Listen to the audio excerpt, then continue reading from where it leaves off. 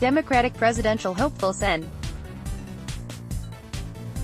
Bernie Sanders, DVT, shared his ideas for criminal justice reform on Sunday, calling for the end to cash bail and claiming that hundreds of thousands of people are in U.S. prisons, convicted of nothing. Sanders was one of the candidates who spoke at the Young Leaders Conference in Atlanta this weekend, and National Public Radio, NPR, asked what he said to thousands of black millennials, "You'd end cash bail."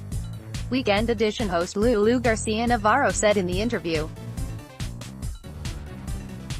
Sanders said the criminal justice system is deeply broken, and that the United States spends $80 billion a year to lock up over 2 million Americans, and that prevention rather than punishment should be the priority.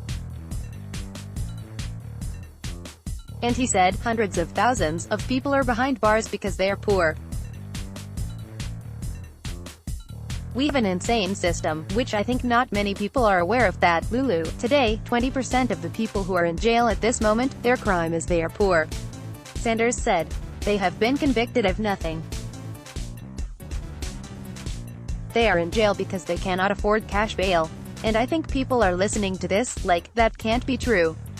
Do you mean that we have hundreds of thousands of people in jail right now who have been convicted of nothing? Sanders said.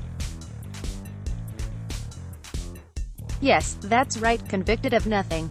But they cannot afford the $500 or the $1,000 they need for cash bail. Garcia-Navarro asked about his plan to pull federal funding from states that won't end cash bail policies.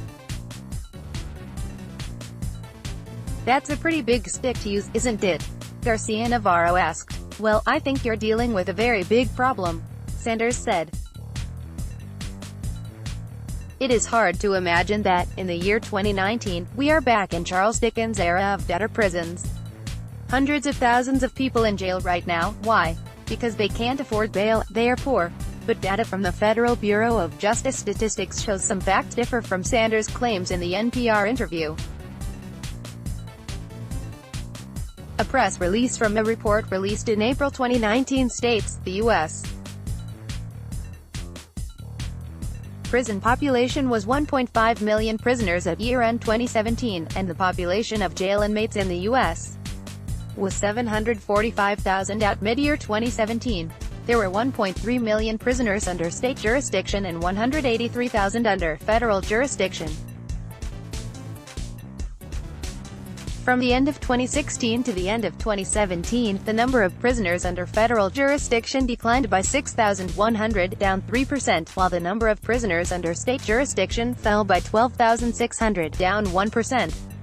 The report also states that incarceration rates in the United States are down. From 2007 to 2017, incarceration rates in both prisons and jails decreased by more than 10%, according to reports released today by the Bureau of Justice Statistics. Over a decade, the incarceration rate among state and federal prisoners sentenced to more than a year dropped by 13%, from 506 prisoners per 100,000 U.S. residents in 2007 to 440 prisoners per 100,000 in 2017. The prison incarceration rate also dropped 2.1% from 2016 to 2017, bringing it to the lowest level since 1997. The jail incarceration rate decreased by 12% from 2007 to 2017, from 259 to 229 jail inmates per 100,000 U.S. residents, but did not decline from 2016 to 2017. The report also reveals that the majority of prisoners are behind bars because of violent crimes. Among state prisoners sentenced to more than 1 year, more than half, 55%, were serving a sentence for a violent offense at year-end 2016, the most recent year for which state data are available. An estimated 60% of blacks and Hispanics in state prisons were serving a sentence for a violent offense, compared to 48% of whites. At the end of fiscal year 2017, nearly half of all federal prisoners were serving a sentence for drug trafficking. Garcia-Navarro also asked Sanders if he regretted voting in favor of the 1994 legislation that is blamed for increased incarceration, saying at the time it was a good compromise. Sanders said he knew it was a bad bill, but because it included a ban on assault weapons he voted for it. What I said is that, on the floor of the House when I voted for that, I knew it was a bad bill, but I made a promise to the people of the state of Vermont that I would vote to ban assault weapons, Sanders said.